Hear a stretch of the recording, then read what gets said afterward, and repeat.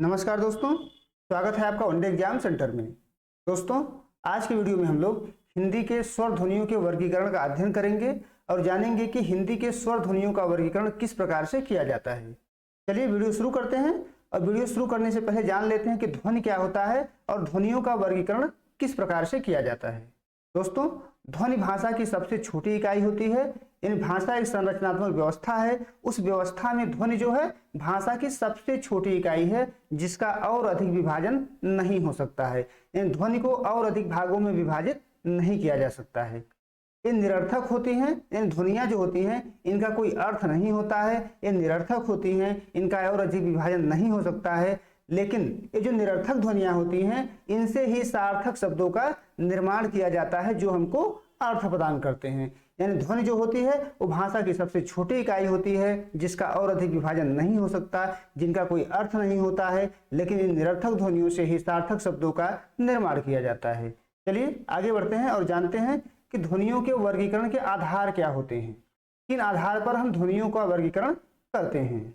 हम जानते हैं कि हमारे मुख से जो ध्वनियां निकलती हैं वो सभी ध्वनियां एक समान नहीं होती हैं। अगर ध्वनियां एक समान होती तो उनके वर्गीकरण का कोई प्रश्न हमारे सामने नहीं होता। क्योंकि ध्वनियों में अंतर पाया जाता है, इसलिए उनके वर्गीकरण का प्रश्न हमारे सामने आता है। ध्वनियों में दो गुण पाए जाते हैं, एक है उच्चारण का और दूसरा है श्रवण का। जो वक्ता होता है वो ध्वनियों का उच्चारण करता है और वक्ता के मुख से निकली हुई ध्वनि हमारे कानों तक पहुंचती है, श्रोता के कानों तक पहुंचती है और श्रोता उसका क्या करता है, श्रवण करता है। इन ध्वनियों में दो गुण होते हैं, एक उच्चारण का और दूसरा श्रवण का। इन दोनों गुणों के आधार बना करके, इन उच्चारण को भी और श्रवण को भी आधार बना करके हम ध्वनियों का वर्गीकरण कर सकते हैं। लेकिन उच्चारण को आधार बनाना आसान होता है, श्रवण को आधार बनाना कठिन होता है। यानी श्रवण क्या है, दुसाध्य काम है, श्रोता के कान के द्वारा सुनी जाती है। श्रोता सुनने के बाद कैसा महसूस कर रहा है उसके आधार पर ध्वनियों का वर्गीकरण करना कठिन काम हो जाता है। उच्चारण के आधार पर ध्वनियों का वर्गीकरण करना आसान काम होता है। इसलिए हिंदी में और अन्य भाषाओं में भी आमतौर पर उच्चारण के आधार पर ही ध्वनियों का वर्गीकरण किया जाता है। उच्चारण के आधार पर ही ध्वनियों का वर्गीकरण हम लोग यहाँ करेंगे। और जो सबसे प्राचीन वर्गीकरण मिलता है उच्चारण के आधार पर ध्वनियों का, वो है स्वर और व्यंजन का। स्वर और व्यंजन का जो वर्गीकरण है यह सबसे प्राचीन वर्गीकरण है। यह सबसे पहले जो है अरण्यक और ब्राह्मण ग्रंथों में मिलता है। हमारे जो माइथोलॉजी के ग्रंथ हैं अरण्यक और ब्राह्मण ग्रंथ, यहाँ पर स्वर और व्यंजन के संकेत मिलते हैं। लेकिन प्रामाणिक रूप से भारत में पतंजलि के द्वारा और यूरोप में थ्रैक्स के द्वारा दूसरी शताब्दी ईस्वी पूर्व के आसपास स्वर और व्यंजन का वर्गीकरण मिलता है। संक्षेप में हम लोग जान लेते हैं कि स्वर क्या होता है और व्यंजन क्या होता है, फिर हम लोग हिंदी के स्वर ध्वनियों का वर्गीकरण करेंगे। सबसे पहले जान लेते हैं कि स्वर किसे कहते हैं। दोस्तों, स्वर उन ध्वनियों को कहते हैं जो बिना किसी अन्य ध्वनियों के सहायता से उच्चरित होते हैं। यानी स्वर ध्वनियां क्या होती हैं, स्वतंत्र ध्वनियां होती हैं। इनका उच्चारण करने के लिए किसी अन्य प्रकार के ध्वनियों की सहायता नहीं लेनी पड़ती है। ये स्वतंत्र होती हैं, ये बिना किसी ध्वनियों की सहायता से उच्चरित होती हैं। दूसरा है व्यंजन। अब व्यंजन उन ध्वनियों को कहते हैं जिनका उच्चारण स्वर के सहायता के बिना नहीं हो सकता है। अगर हम व्यंजन ध्वनियों का उच्चारण करना चाहते हैं तो हमको उसके लिए स्वरों का सहयोग लेना पड़ेगा। बिना स्वर के सहयोग के व्यंजन ध्वनियों का उच्चारण नहीं होगा। ये दोनों जो परिभाषा यहाँ पर हमने दिया है ये प्राचीन परिभाषा है। आजकल एक नई धारणा चली हुई है स्वर और व्यंजन को परिभाषित करने का। अभी माना जाता है कि स्वर वह ध्वनि है जिसके उच्चारण में जो हवा होती है मुख के माध्यम से अबाध गति से बाहर निकलती है, कोई रोक टोक नहीं होता है। यानी मुख के माध्यम से अगर हवा अबाध गति से बाहर निकल रही है तो वह स्वर कहलाएगा। अगर हवा अबाध गति से बाहर नहीं निकल रही है, घर्षण खाते हुए बाहर निकल रही है, संकीर्ण मार्ग से बाहर निकल रही है, तो उसको व्यंजन के नाम से जाना जाएगा। प्राचीन वर्गीकरण यही है। प्राचीन में समय में यानी दूसरी शताब्दी ईस्वी पूर्व के आसपास ध्वनियों को दो भागों में बांटा गया है, स्वर और व्यंजन। अब आगे की वीडियो में हम लोग हिंदी के स्वर ध्वनियों का वर्गीकरण करेंगे और जानेंगे कि स्वर ध्वनियों का वर्गीकरण किस प्रकार से किया जाता है और उसके कौन कौन से आधार हैं। स्वर ध्वनियां एक प्रकार की गूंज होती हैं जो हमारे मुख के भीतर गूंजती हैं। और यह जो गूंज होती है वो हमारे मुख के मुख विवर के ऊपर निर्भर करता है।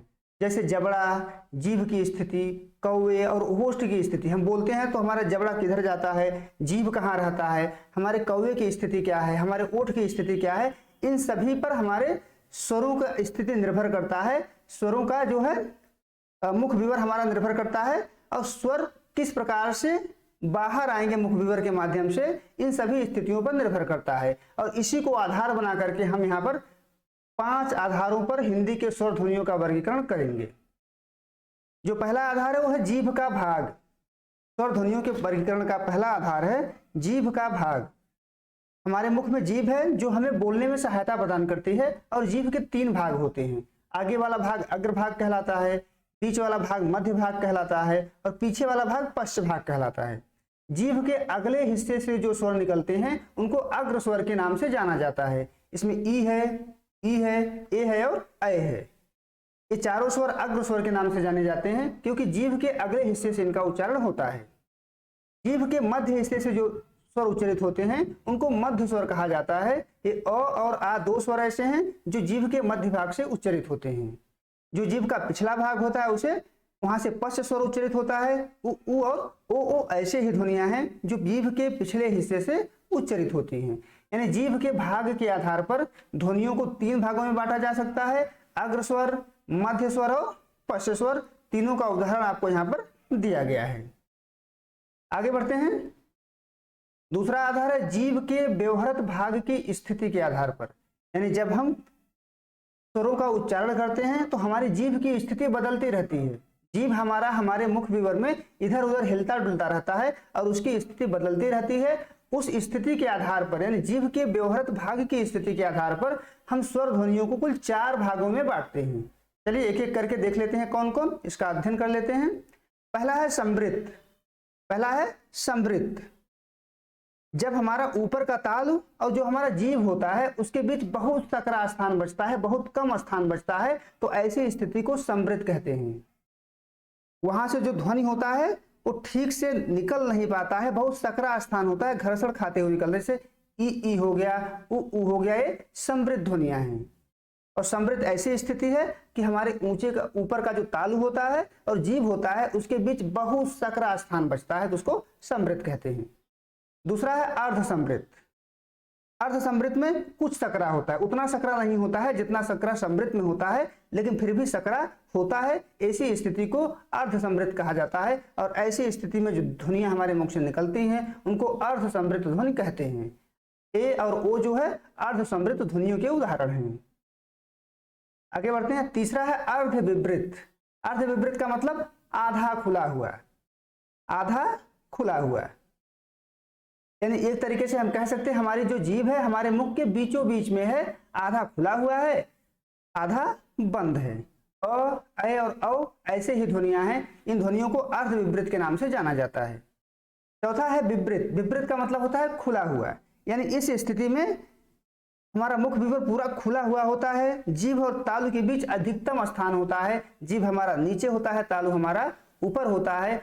फिर यहाँ से जो ध्वनि निकलती है उसको विवृत ध्वनि के नाम से जाना जाता है। आ जो है विवृत ध्वनि का उदाहरण है। आगे बढ़ते हैं।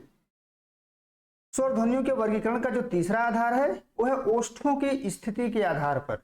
यानी जब हम स्वरों का उच्चारण करते हैं तो हमारे होठ की स्थिति बदलती रहती है, और ओठ की स्थिति के आधार पर भी स्वर ध्वनियों का वर्गीकरण किया जाता है। और इसको 2 भागों में बांटते हैं। ओठ की स्थिति के आधार पर स्वर ध्वनियों को 2 भागों में बांटा जाता है। पहला है वृत्तमुखी और दूसरा है आवृत्तमुखी।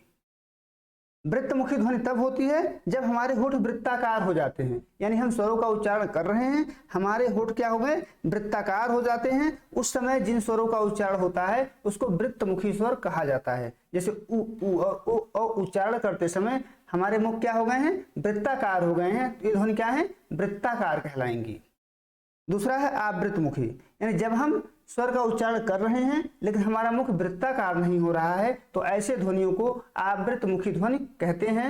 अ, आ, ई और ए ऐसे ही ध्वनियों के उदाहरण हैं। यानी ऊपर जो है वो वृत्तमुखी है और नीचे वाले जो स्वर हैं वो आवृत्तमुखी स्वर हैं। यानी होठ की स्थिति के आधार पर स्वरों को 2 भागों में बांटा जाता है, वृत्तमुखी स्वर और आवृत्तमुखी स्वर। आगे बढ़ते हैं। चौथा आधार है समय की मात्रा के आधार पर। समय की मात्रा के आधार पर भी हिंदी के स्वर ध्वनियों को 2 भागों में बांटा जाता है। पहला है ह्रस्व स्वर और दूसरा है दीर्घ स्वर। पहला है ह्रस्व स्वर और दूसरा है दीर्घ स्वर। ह्रस्व स्वर के उच्चारण में कम समय लगता है। जैसे अ हो गया, ई हो गया, उ हो गया, इनके उच्चारण में कम समय लगता है। कम समय लगने के कारण इनको ह्रस्व स्वर के नाम से जाना जाता है। दूसरा है दीर्घ स्वर। दीर्घ नाम से ही स्पष्ट है कि इनको उच्चारण में समय की मात्रा थोड़ी सी ज्यादा लगेगी, यानी जिन स्वरों के उच्चारण में समय की मात्रा थोड़ी सी ज्यादा लगती है उनको दीर्घ स्वर के नाम से जाना जाता है। जैसे आ हो गया, ई हो गई, उ हो गए, ए, ओ और औ ध्वनियां जो हैं दीर्घ स्वर के नाम से जानी जाती हैं, क्योंकि इनके उच्चारण में समय की मात्रा जो है ज्यादा लगती है। आगे बढ़ते हैं, अगला आधार देखते हैं। स्वर के वर्गीकरण का जो अगला आधार है वह उत्पत्ति के आधार पर, और उत्पत्ति के आधार पर स्वर को जो है दो भागों में बांटा जाता है।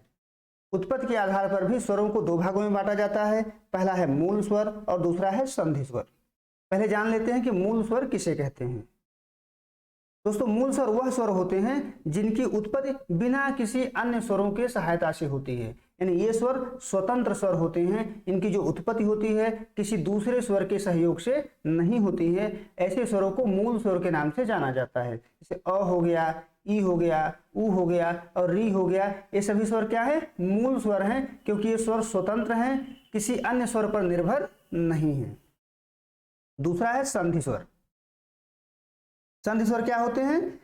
संधि स्वर मूल स्वरों के मेल से बनते हैं। इन दो मूल स्वर एक साथ मिलकर के संधि स्वर का निर्माण करते हैं। अब जो संधि स्वर होता है ये दो प्रकार का होता है। संधि स्वर कितने प्रकार का होता है? दो प्रकार का होता है। पहला है दीर्घ स्वर और दूसरा है संयुक्त स्वर। जो दीर्घ स्वर होता है उस समान मूल स्वरों से बनने वाला स्वर होता है, यानी दो एक समान मूल स्वर मिलकर के आपस में दीर्घ स्वर का निर्माण करते हैं। दीर्घ स्वर कितने हैं? तीन हैं। आ हो गया, ई हो गया, उ हो गया। अ और अ मिलकर के क्या निर्माण किया है? आ, यानी हमने क्या कहा? दो समान स्वर मिलकर के इस स्वरों का निर्माण करते हैं। तो अ और अ मिलकर के आ बना दिए, ई और ई मिलकर के बड़ी ई बन गई, उ और उ मिलकर के क्या बन गए? उ बन गए। तो दो समान मूल स्वरों से मिलकर के ही दीर्घ स्वर का निर्माण होता है। आ, ई और उ तीनों जो ध्वनियां हैं दीर्घ स्वर के उदाहरण हैं। अगला है संयुक्त स्वर। संयुक्त स्वर दो अलग अलग स्वरों से मिलकर बनने वाला स्वर होता है, यानी दो अलग अलग स्वर मिलकर के जब एक नए स्वर का निर्माण करते हैं तो उनको संयुक्त स्वर के नाम से जाना जाता है। जैसे ए हो गया, ऐ हो गया, उ हो गया, औ हो गया, ये संयुक्त स्वर के उदाहरण हैं। जैसे अ और ई मिलकर के क्या बनाते हैं? ए बना देते हैं। अ और ए मिलकर के ऐ बना देते हैं। अ और उ मिलकर के क्या बना देते हैं? ओ बना देते हैं। आ और ओ मिलकर के क्या बना देते हैं? औ बना देते हैं। ये सभी क्या है? संयुक्त स्वर के उदाहरण हैं। ए ऐ उ ओ हिंदी के संयुक्त स्वर हैं। उम्मीद है दोस्तों आपको ये वीडियो पसंद आया होगा, आपको समझ आया होगा कि हिंदी के स्वर ध्वनियों का वर्गीकरण किस प्रकार से किया जा सकता है, कौन कौन से आधार होते हैं स्वर ध्वनियों के विभाजन के। आप हमारे चैनल पर बने रहिए, चैनल को सब्सक्राइब करिए, वीडियो को लाइक करिए, शेयर करिए। बहुत बहुत धन्यवाद।